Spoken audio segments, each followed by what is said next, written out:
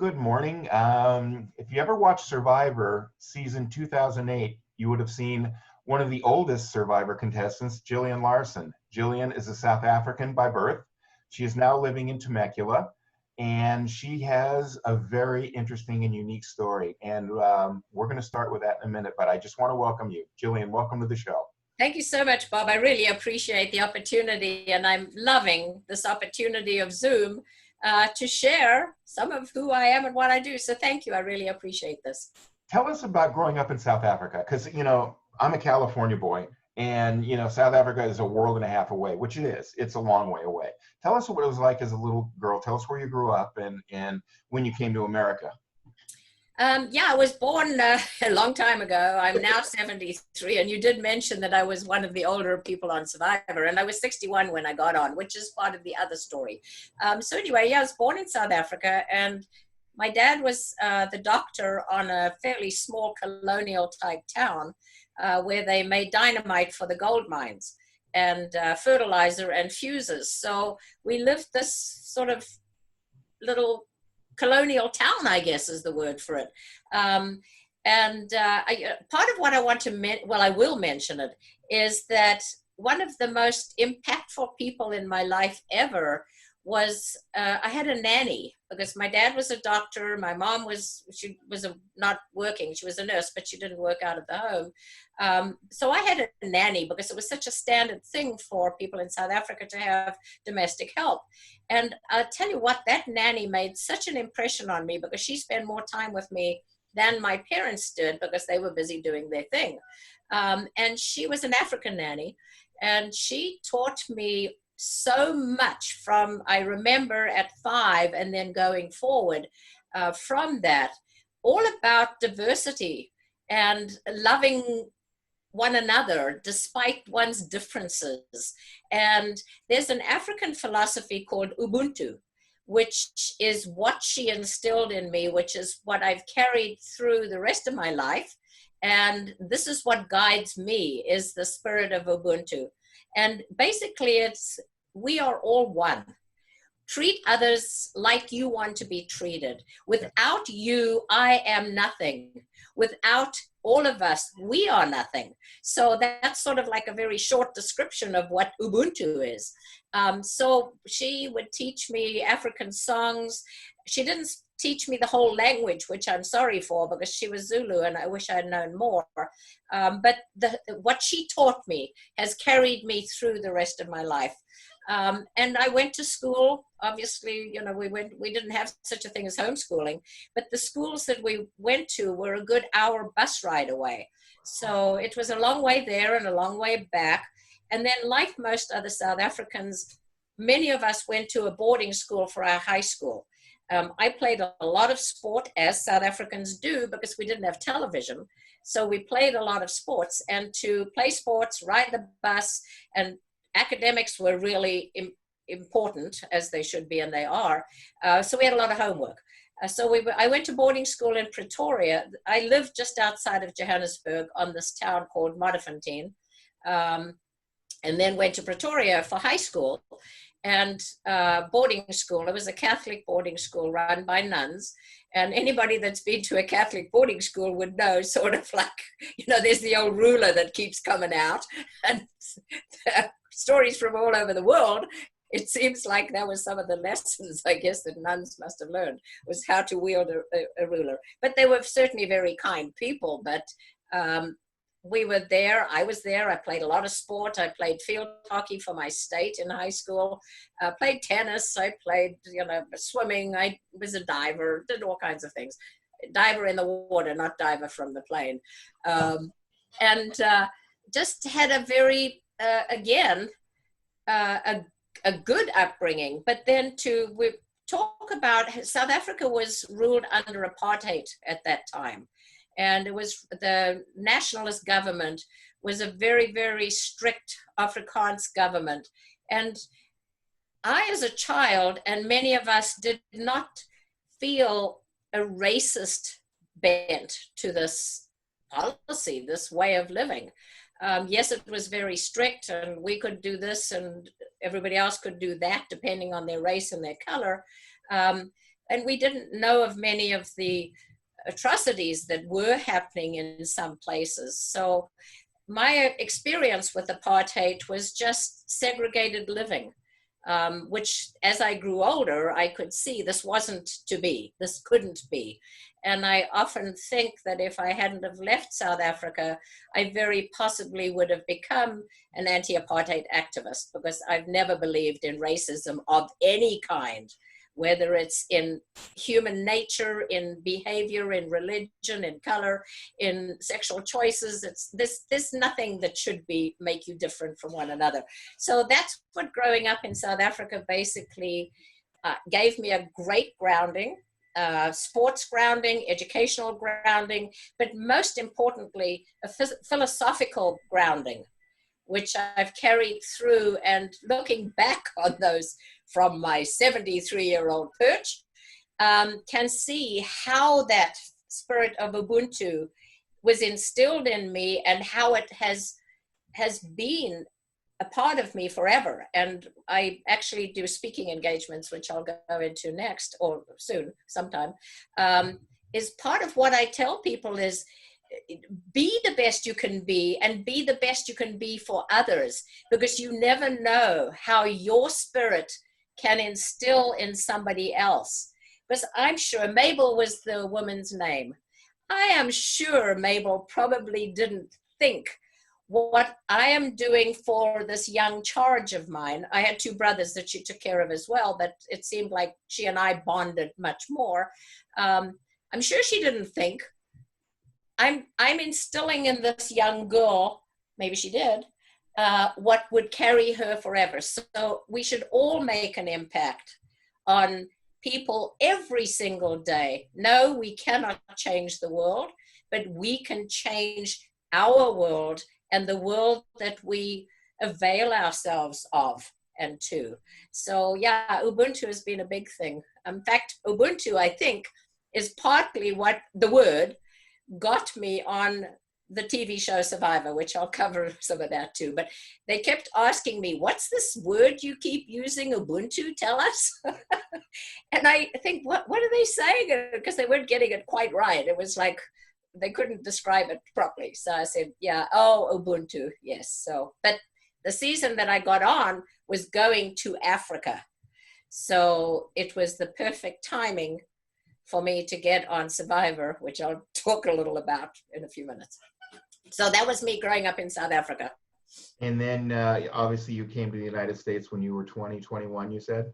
Right. I actually was, I'm a nurse by profession. I'm an RN, and I did my nursing schooling in South Africa. And South Africans and other colonial countries all go spend about a 2-year gallivanting before they settle down. So I went off to England, to Europe, to gallivant around England and Europe, the British Isles, everywhere, for the 2-year period, and hitchhiked around most of it. That was how I traveled, because it was cheap. Thumb doesn't cost anything, and it was certainly much safer in those days. Probably, maybe not, but it seemed like it was. And we traveled, and when I was in Germany, I met my husband, who's American. He was in the American Air Force. And we actually met in a beer hall in Munich. And people ask me, what do you mean by a bear hole? I said, not a bear hole, a beer hall. Whatever you say in American. But I wasn't interested at all. I was traveling. I was having a good time traveling for 2 years. I wasn't looking for a relationship, but he clearly was. And despite me telling him the evening we met, oh, just buzz off. I'm not interested in meeting anybody. You guys are too loud. I'm here to chat to Germans, go away. But he didn't, and he continued to chase me for about a year. And then we got married in South Africa and moved here. And we've been married 50 years this year. So I'm glad he didn't buzz off. I hope he bought you the first beer when you met. No, I wasn't. No, we were self-sufficient. And besides, if he bought me a beer, I would have felt it as somewhat of a commitment. So no, not at all. No, but he's bought beer since then. Yes. Yeah, I hope he does. I hope I hope so. Hope he buys you a nice glass of wine tonight too, or Yeah. something. No, he's a wonderful husband, and we've had a really extraordinary 50 years together. So it's been great. And that's also part of one of the talks that I do, is about how do you deal with rejection and what happens when you push through rejection. And in his case, 50 years of a great marriage and a wonderful family happened because he pushed through the rejection. And here we are, married 50 years. So many people with rejection, they just like slink away. But for me, it's like, you know what? If I don't get a yes here, I'll go somewhere else. And That's right. you can't take it personally. Nope, not I at all. mean, people can be nasty and no, but eventually I get in or get, with what I do. But you just have to, pursue it and have a thick skin. Yep. And actually, I tell people, which is what I believe, is rejection is actually an opportunity for you not to take something on that you really shouldn't be. You're being encouraged by that rejection to go find what is really right for you. So if you maybe weren't rejected, you'd go into something that shouldn't have been the right thing for you. So rejection is actually a very good thing. It is. It teaches you character too. Yep, absolutely. And there's an art to dealing with people, and a lot of people don't get it. There's a fine line you have to walk, and you don't want to offend anybody. There's a graceful way of bowing out. There's a graceful way of saying thank you. So I wish more people did that, but right. And so people should say thank you, because that person's doing you a favor by not offering you what you hoped they would. So you should say thank you, because hey, that wasn't really right for you. Exactly. And the right time is down the road. So you being a nurse, how did you get on Survivor? Well, that's actually a very long story, but I will cut it as short as I can. Warn me about you. In 1999, I was driving somewhere, and I always listen to books on tape because I don't have time to sit and read. So I listen to books, and I ran out of a book. So I turned the radio on because I was about to be somewhere, and it said that there's going to be a new TV show on on TV called Survivor, and they were going to have like 20 regular people, and only one would survive. And I thought, oh my God, that sounds like Lord of the Flies. But it struck a chord. And about, a year, 6-7 months later, or whatever it was, I happened to sit down, and my husband was watching TV, and I said, oh, wait, I think that's that Survivor thing I kind of heard about. And it just didn't look like I was going to be interested at all. It was like a whole bunch of people nattering about each other and, don't like that person and stuff. But something told me, you want to get on. You need to get on that show. So I started applying. I applied for 8 years. I sent in 20 applications. That was twice a year. And I actually cheated a little and sent a few each time. So I did send in a few more than 20. And I kept getting, first of all, nothing. You don't hear anything. And then I was rejected twice at face-to-face interviews. I had some phone interviews and didn't get anywhere with that. But again, rejection. It wasn't the right time for me. And that's what life's all about. Actually, I believe it's what's right for the other person, not for you. And I wasn't matching what they were looking for. And besides, I do speaking engagements about never giving up, persistence, believing in yourself, being prepared, doing what it takes, all of that stuff. And so I needed 8 years to build a story that I can take out there and talk about. So eventually the time was right for them. They were looking for an adventurous granny to go to Africa because that was the season that was coming up. And my application, my 20th application, was rappelling off Table Mountain, which is 4,000 feet up. It's a 400-foot rappel, but it's 4,000 feet up there with straight down. Diving with great white sharks, dancing with a Zulu dance group, feeding an elephant with my hand and my head all the way up into its mouth. And that was the application that indicated that I possibly was an adventurous granny, because they needed somebody older, because we were going to Africa.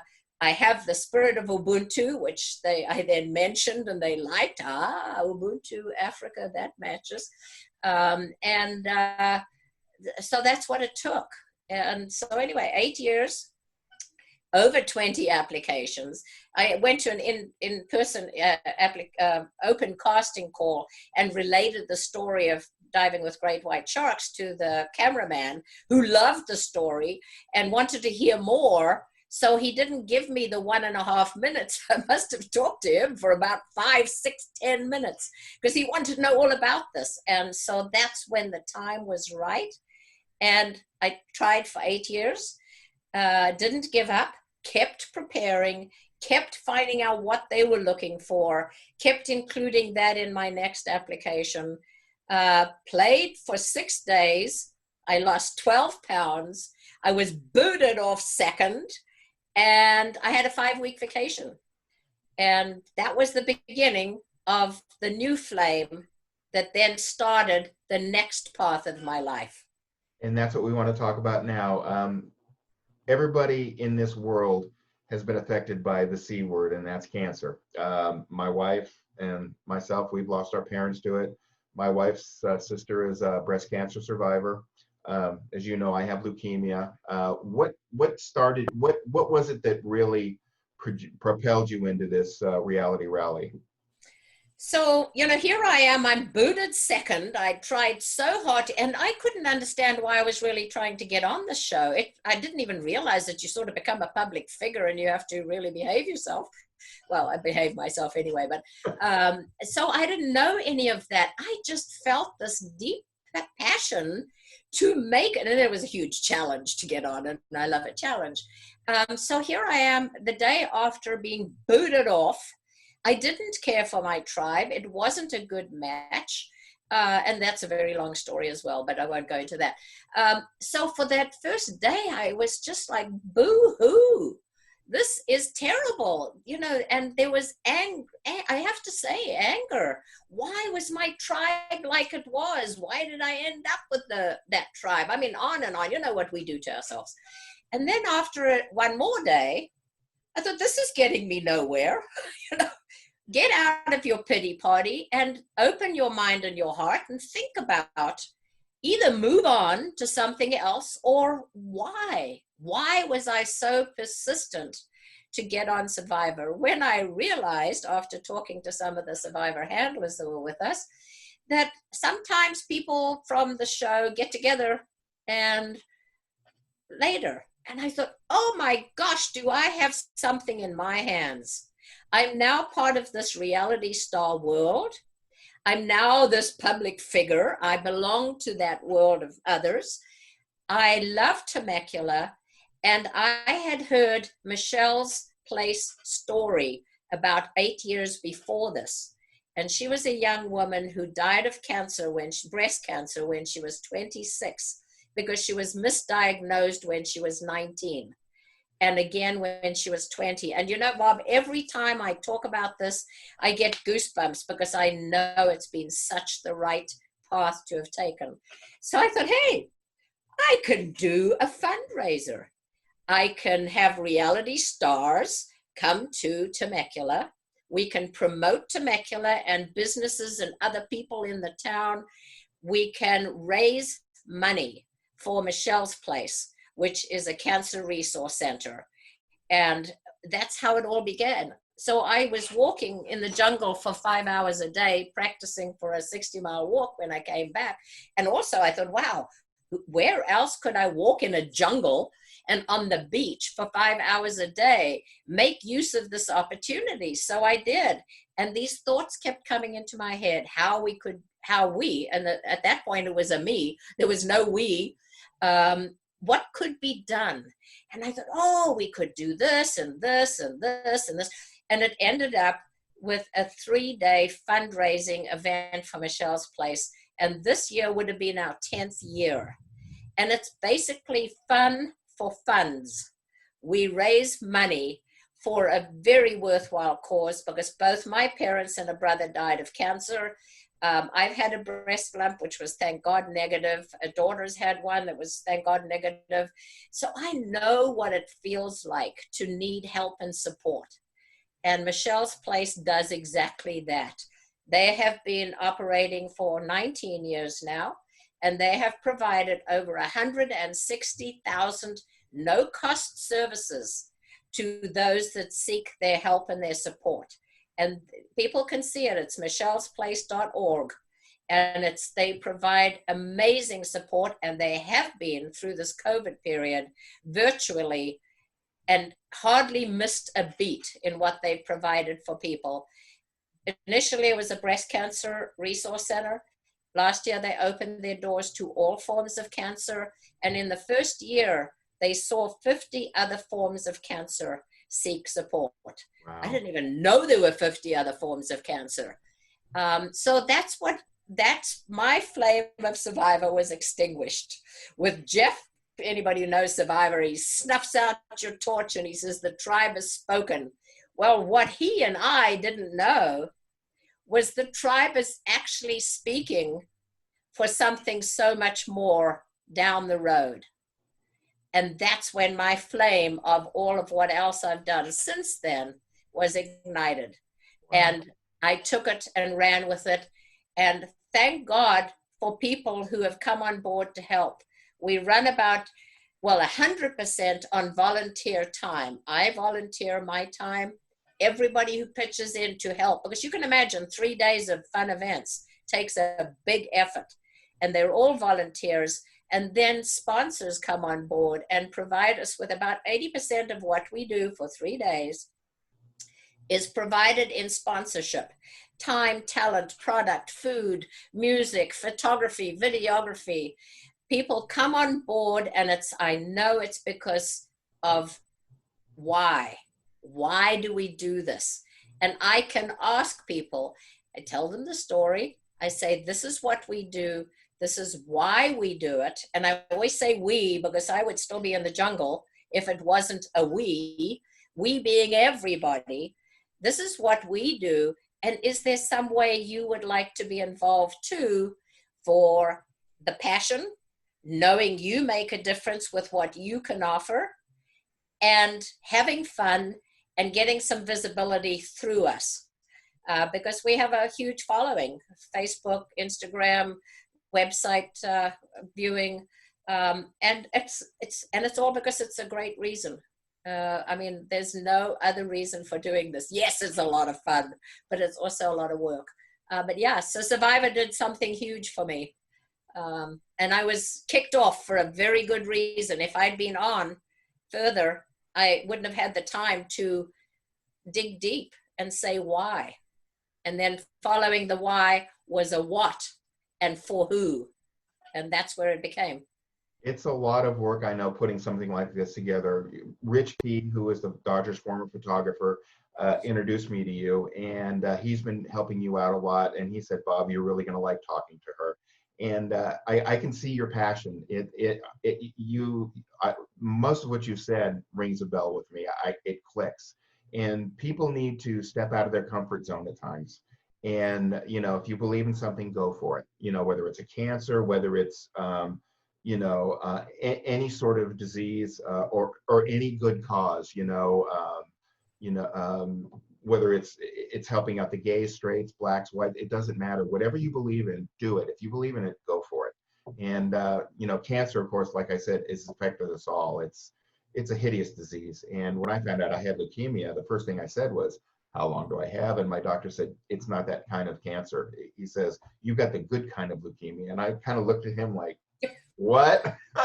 But he explained it to me. And then my hematologist, who is from India, who I absolutely love, he explained it all to me. He says, this is what's going to happen. He says, you're going to have some side effects. You're okay. He says, you're going to lose your hair a little bit, which now, without a haircut, I'm starting to look like Mick Fleetwood. But, he says, you're going to get fatigued. The weight's going to go up and down. And I said, if that's all I have to worry about, this is nothing. Because, like you, we've seen the people suffering with cancer, and it's heartbreaking. Breast cancer, it doesn't matter, any form of cancer. I just spoke with Fred Clare yesterday, and he had skin cancer that led to, the radiation and the rebuilding of his jaw. and he's 84 and he's doing great. You know, he looks wonderful. But you know, the word's got to get out there. We need to beat this disease. And that's the thing you're saying. You sat and said to your doctor, what's going to happen, and we get that from the clinical people looking after us. What's the course of treatment? How does it work? But there's so much more to that when you've got cancer. You may be the breadwinner, and you maybe can't work because you are so badly affected by the treatment. So then your finances are affected. Maybe your insurance doesn't cover some of the stuff. The co-pays are huge. The being able to sit down in a room with others who are going through the same thing with you. And you need a wig, but they're expensive, and you need prosthetics, and you need the bras, and you need the lymphedema sleeves, and you don't have money for your groceries that month. Your children can't have the birthday or the Christmas that they normally would have. I told you I get all carried away. So they don't have all of that. So this is what Michelle's Place does, is they have a Christmas party, and people donate gifts for these families that are going through current treatment. They have a picnic in the park in the summer, which sadly won't happen this year, but then the kids all get a backpack filled with school supplies, and they are out looking for people to donate product, services, money for them to be able to do this work. And this is, again, why I do this and why we do this. Because we know the money, and we've raised close to just a little over 500,000 for them, which is a drop in the bucket, but it does help. It does some of the stuff for them. They have Reiki classes, Reiki sessions, they have yoga, they have support classes, they have children's support, they have men's support groups in a barbershop, because men were not going to the center to talk.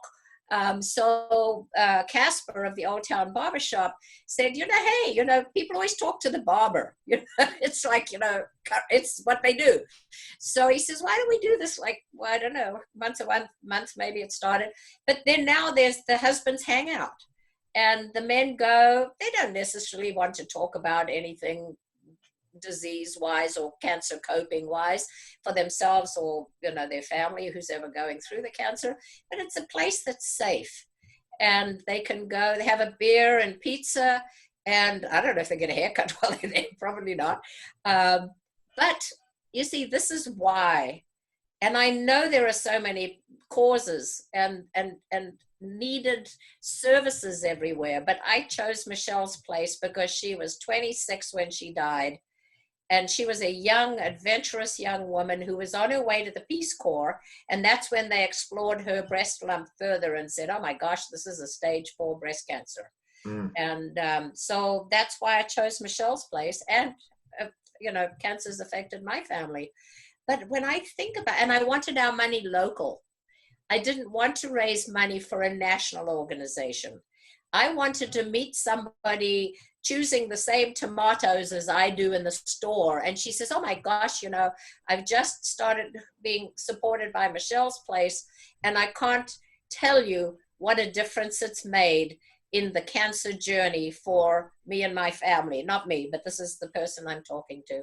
And that to me is the reward and the value.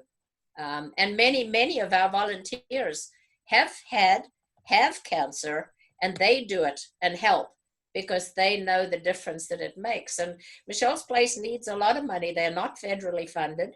They rely on fundraising, grants, and that's partly why I'm really appreciate the opportunity to talk about them and why we do Reality Rally, because you see, Survivor became a short part of this whole interview, because it's what it led me to and us to.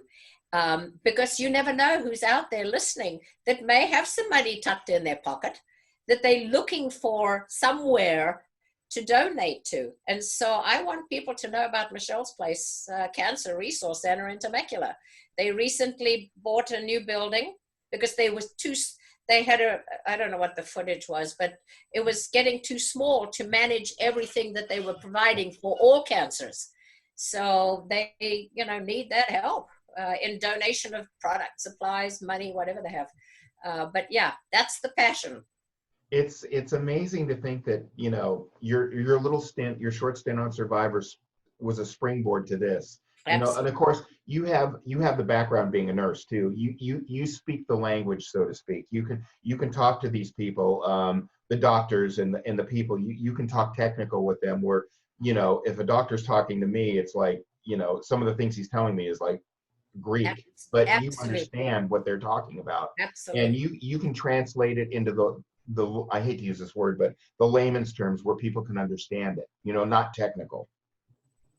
And that's the other thing is, you know, when you're dealing with this, as you have, and thousands and millions of people have, the shock is such a like it shuts you down for a few minutes. Yep. So therefore, you first of all don't understand some of the technical stuff if it's not put into easy to understand cliff notes.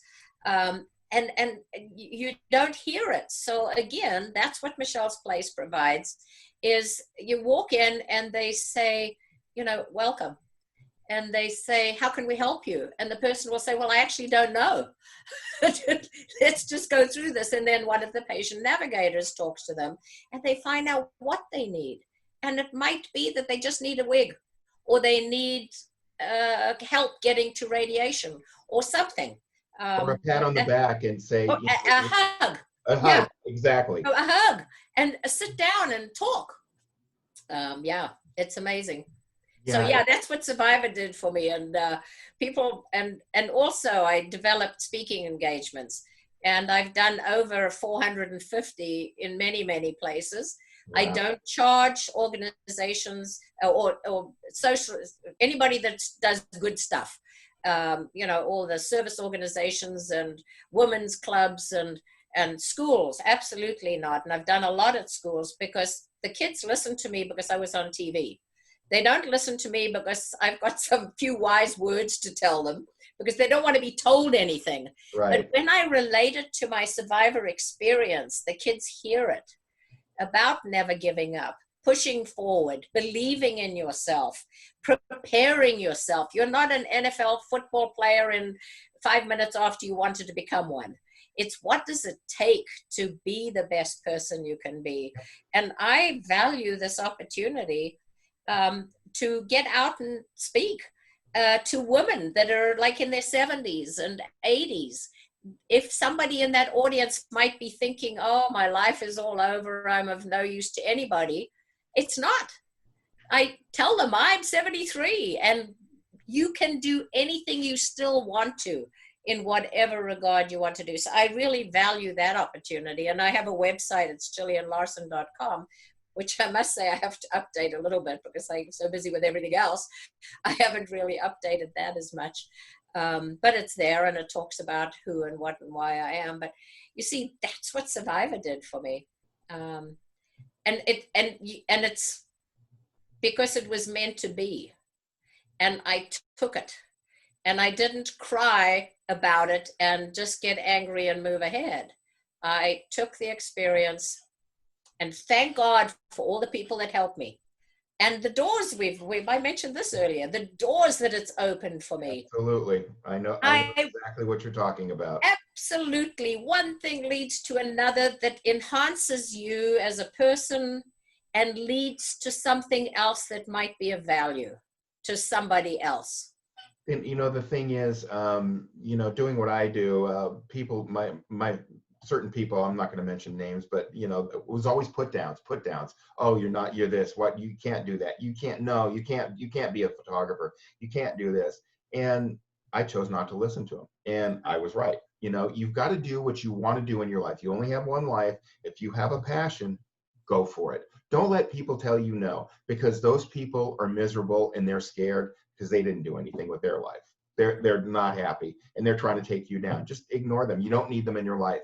It's, you know, we talked before we went on camera about stress, and the less stress you have in your life, I don't care if it's family or not, the better off you're going to be.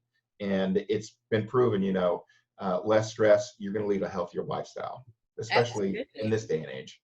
Yeah, and you know, I just mentioned that I put together the slideshow for my granddaughter's graduation. And looking back on the pictures over the past 17 years of her life in our lives, I'm looking at all of those things. Thank God, thank the spirits, thank the creator, whatever we believe in, that we hopped on the moments, because there would be no way we could look back and say, I wish we had have, because we wouldn't have known what it was. Exactly. You've got to look at your life in review and feel grateful, first of all, that you've had it. And secondly, I had this thing on my stairs ever since I've been married. It says, don't let the magic pass you by.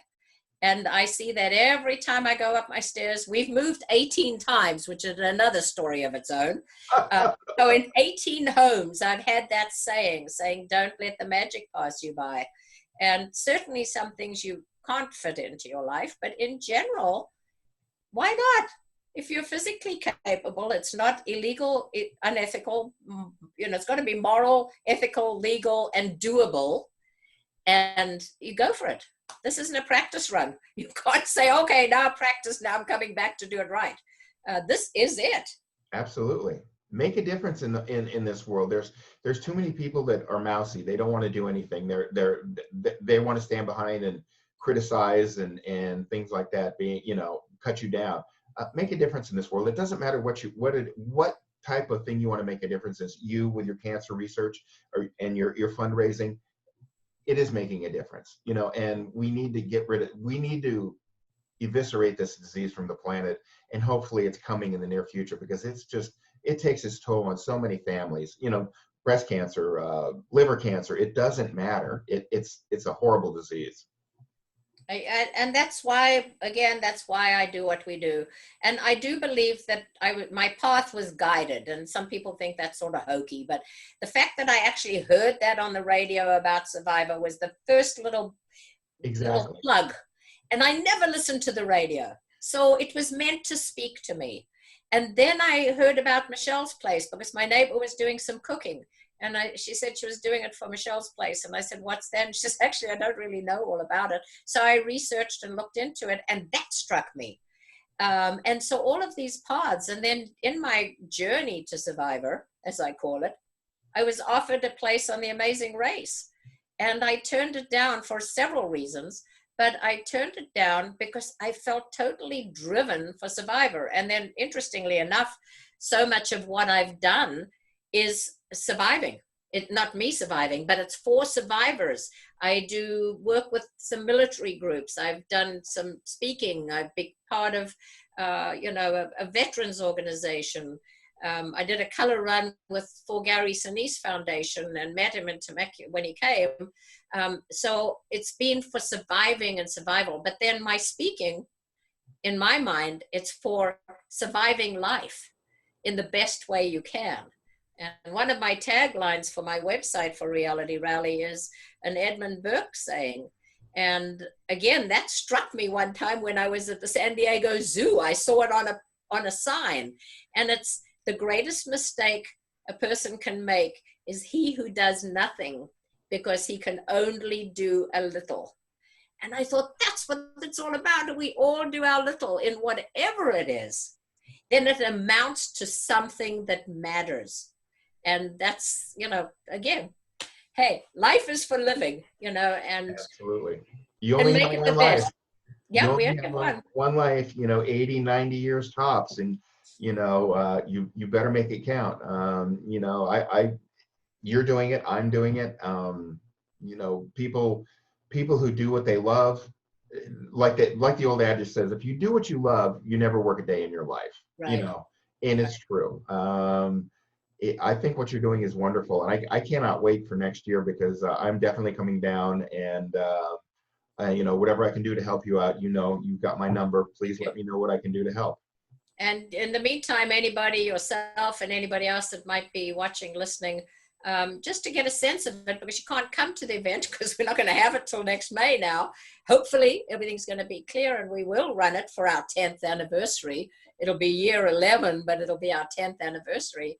It's realityrally.com, and we have videos and pictures, and it shows Michelle's Place, and it talks about Michelle's Place when you explore that page, and it talks about who Michelle was, and it talks about what the lip sync is. Well, it shows videos because people can't read and imagine how fun it is, because I have a lot of people who come to the event, or one of the three or all three of the events during the weekend. They said, oh my gosh, I didn't realize it was this awesome. And I said, I told you it was fun. It was great. And they said, oh, absolutely. It's been such fun. So we have videos that people can see on there as well. And there's a video of Michelle's place and, their mission, not their new building, because they're still working on that. But they're in it. They're in it while construction's going on the other part. They're in one section of it. But, this is why I so value this opportunity that you've given me, Bob. I really do. And I value Rich connecting us. Rich Key has been amazing with us. I met him at our first reality rally. And again, he approached me and he said he has this picture that could I use maybe to help raise funds. I mean, I had no idea who he was. He was, that he was a photographer. I knew nothing. But we chatted and this great relationship developed. And he has helped us raise money in innumerable ways with the talent that he can provide. And then he comes and does photography every year. But right now we're working on a Zoom promotion, which was his idea. He's always calling me with ideas. And some of it is like, oh dear God, Rich, I don't have the time for that. And I don't know that it would, that's not the right time for that. But many of his ideas we do carry forward. But what we're doing now is, normally about this time after our event, which is in May, we show a lot of the pictures that have been taken, because I have like 8 photographers and 2-3 videographers, and then about 7 social media people who all volunteer their time or their service, sponsorship, or just straight volunteering. And we'd normally be showing pictures now from this year. Well, we don't have any because we didn't have the event. COVID put a stamp on it. So he suggested that we have about 5 or so of our regular photographers, and then 1 videographer, who Michael Scalisi of Black Tie Productions has been producing. So most of the videos you see on our website, he produced. We've had several others as well, but Michael's been with us from the beginning. We have a Zoom call, and they select 5 to 8, well, Ada asked for 8, of their favorite pictures from the past. And then on the Zoom call, those photographers will talk about their pictures and what it meant and what was happening and what's the feeling behind those pictures, which I thought was a brilliant idea. And so those photographers are now sending Rich those pictures, and then he'll put them into a branded format, and then we'll have a Zoom call, and each photographer will then be able to talk about their why and their what. And then we'll end it with the video. Michael made a great video, which is on our website, looking back and now moving forward.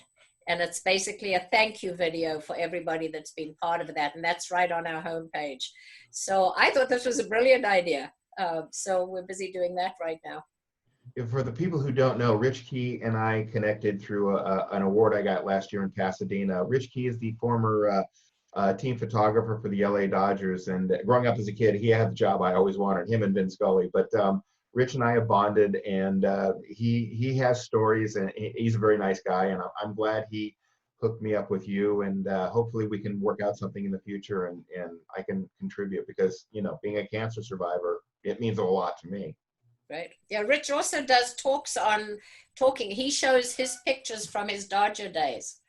And then he talks, he's done quite a lot, several, when he could go out talking like none of us can right now, but like he gets booked to come and talk so that Dodger fans can see some of his photography is excellent. Oh, absolutely. His photography, and I think it's Rich Key Productions or Rich Key.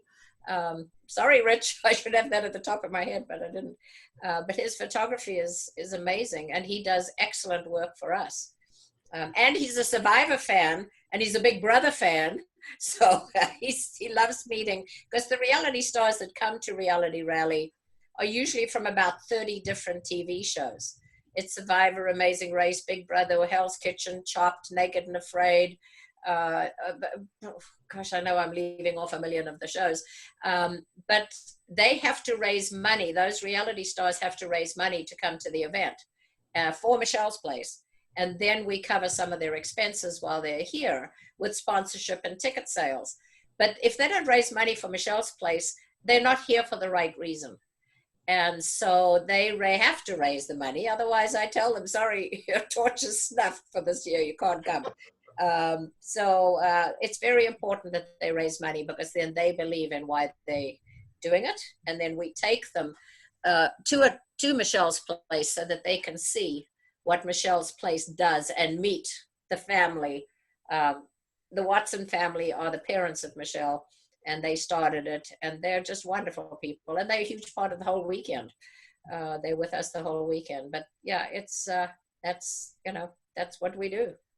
It sounds like a lot of fun, and hopefully there is next year. I will definitely be there. I'll bring my wife, and we'll make a weekend out of it. And I hope I can help out in some way. Thank you. And I will be talking to Rich and tell him that we connected. He'll be seeing this video. And Jillian, I just want to thank you. It's opening up a lot of eyes to people. Cancer is, like we said, a vile, nasty disease. And the more we can do, the quicker we can eradicate it from our lives. Jillian, thank you for coming on. I appreciate it. And I know you and I will be in touch in the future. And thanks again. And hopefully everything works out. We'll see you next May. Thank you so much, Bob. I really appreciate it. And thanks to Rich for connecting us. Yes, thank you, Rich. Thank you. Jillian. Thanks Bye-bye. so much. Bye-bye.